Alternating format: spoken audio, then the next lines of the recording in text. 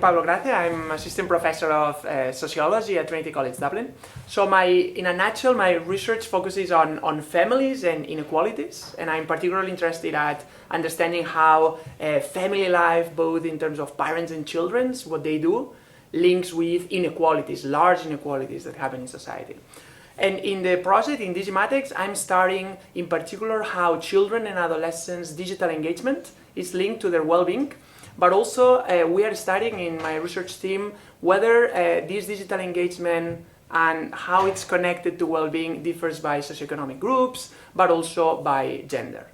So far, in the group I'm leading at Trinity College Dublin, we have done two types of research, okay? On the one hand, we have been looking at research that is following children longitudinally. So they were interviewed for the first time at the age of 9, and we have been following how they developed in terms of their well-being up to the transition to adulthood, late adolescence.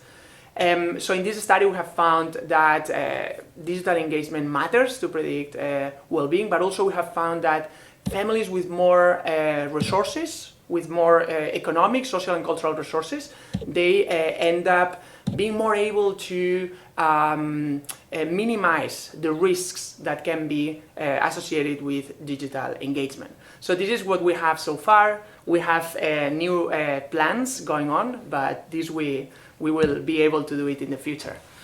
So one of the most important findings of this project is that digital engagement per se is not bad or good for children or adolescents, but typically we found that when children and adolescents are very heavy users, so typically more than 3 hours per day, they end up having some detrimental well-being outcomes. But also a second important finding of our project is that it is not only about the quantity. So it is not only about making sure that your children are not all the day using screens, but the quality, so what they are doing. And research shows that, and our findings as well, that certain activities, mostly learning related activities, but also some types of gaming activities can be positive.